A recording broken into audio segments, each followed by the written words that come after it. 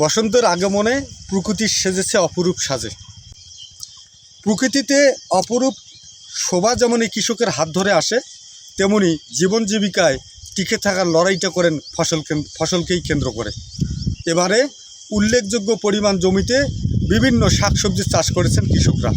এই শাকসবজির চাষ করে কৃষকরা কেমন আছেন, কি শাকসবজি চাষ করেছেন সে বিষয়ে যদি জানিয়ে রাখি, তাহলে এখানকার কৃষকরা সবজি চাষের দিক দিয়ে আলুর দিকে আবারও ঝুঁকেছেন। কিন্তু আলু নিয়ে গতবারের অভিজ্ঞতাটা এখানকার কৃষকের মোটেও ভালো নয়, কারণ ফলন ভালো হলেও গতবারে আলুর দরপতন অনেক কৃষককে লোকসানের দিকেই ঠেলে দিয়েছে। এবারও তারা লোকসান মেনে নিয়ে আলু আবাদ করেছেন। কি ভাবছেন, আলুর ফলন কেমন হবে, আলুর দাম কেমন হবে, গতবারের ক্ষতি তারা কাটিয়ে উঠতে পারবেন কিনা, এমন হিসাব করছেন আলু চাষিরা। আমি এই মুহূর্তে যুক্ত আছি কুড়িগ্রাম জেলার ফুলবাড়ি উপজেলার ঘোগারগুটি গ্রাম থেকে। এখানে অনেক কৃষক আলু চাষ করেছেন, তার মধ্যে আমি যে কৃষকের ক্ষেতে আপাতত অবস্থান করছি এনার নাম রোস্তম আলী বকশি।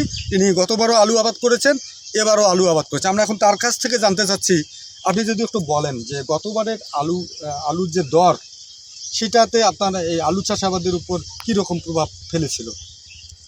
বিসমিল্লাহির রহমানির রহিম। যেটা হলো আলু আমি প্রথমবারে অল্প একটু ক্ষেত করেছি, তা আলু ফলন আমাদের ভালো হয়েছে, কিন্তু লাভ হয়নি। সেটা হলো যে মানে বাজারে বিক্রি ভালো দামে বিক্রি করতে পারিনি। তা যাই হোক, তারপরেও আশাবাদী। এবার আমি আলু 40% জমি আলু করেছি, তা ইনশাল্লাহ আশাবাদী ফলন ভালো হয়েছে, বা আগামীতেও চেষ্টা করব যাতে ভালো ফলনের জন্যে আলু চাষ করে আমি যেন লাভবান হতে পারি, আগামীতেও যেন মানে বেশি করে আলু চাষ করতে পারি। এই যে বর্তমানে যে আলুর বাজার দর, আপনি নিশ্চয়ই বাজার খোঁজখবর নিচ্ছেন, তো এইরকম দর থাকলে আসলে কি আপনি লাভ পাবেন কিনা, যে ফলন অনুযায়ী বাজারে যে বর্তমান বাজার দর, লাভ পাবেন কিনা, কেমন মনে হয় আপনার? মানে বর্তমান যে আলুর বাজার তাতে লাভ হবে না, কিন্তু আশাবাদী যে আলু অবশ্যই রেট হবে, বাজার হবে, আমি আশাবাদী। তিনি যেমনটা জানালেন ফলন ভালো হয়েছে, কিন্তু আপাতত যে আলুর বাজার দর তাতেও কিন্তু ইনি লাভের খুব একটা আশা দেখছেন না। তবে আশা করছেন যে পরবর্তীতে আলুর দাম আরও বাড়বে, ইনি আলুর ন্যায্য মূল্য পাবেন। তো আর একজন কৃষক আছে, আমি আপনার কাছে জানতে চাচ্ছি যে আপনারা তো প্রতি বছর আলু আবাদ করেন, তো এই লাভ লসের হিসেবটা আসলে কৃষির উপর নির্ভর করে? লাভ লস এখন সামনে এবার আলু গাছছি, আলু বীজের দাম খুব ছিল, অনেক পয়সা খরচ করছি, যে দাম বেশি বীজের, ফলনও হলে আলাদা লাভ হবে আমার। পরে দেখি যে আলু ভালো হয়েছে, কোনো দর নাই, লাস্টে গরু খোয়াছি, এলে আধা শেষ করে ফেলাছি, অনেক টাকা ক্ষতি হয়ে গেছে। এবারে চিন্তা করলাম যে আলু বীজের দাম কম, এবার ওখানে গাড়ি কী জানি গতবারই লাভটা এবার ভাসে।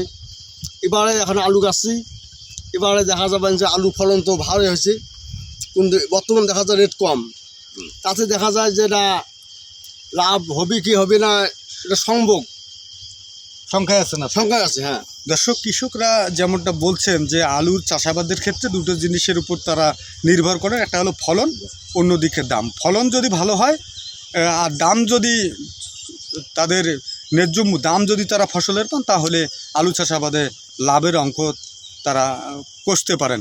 তো এর বাইরে আমি আর একটা তথ্য জানাই যে আমি উপজেলা কৃষি বিভাগের কাছ থেকে যতটুকু তথ্য পেয়েছি, উপজেলায় এবারে 1015 হেক্টর জমিতে বিভিন্ন শাকসবজি চাষ হয়েছে।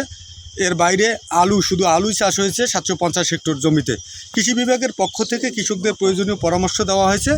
কৃষকরাও আপাতত যেটা জানাচ্ছেন যে ক্ষেতের অবস্থা ভালো, ফলন ভালো হয়েছে, তারা তাকিয়েছেন দামের দিকে। দাম ভালো পেলে আগামী দিনে তারা বেশি জমিতে আলু আবাদ করবেন। আর এই আলু কিন্তু বাংলাদেশের মানুষের যে সবজির চাহিদা, সেটা পূরণের প্রথম সারিতেই রয়েছে। তো আলু আবাদ নিয়ে এই ছিল সর্বশেষ। মাহফুজুর রহমান মাহফুজ, ফুলবাড়ি, কুড়িগ্রাম।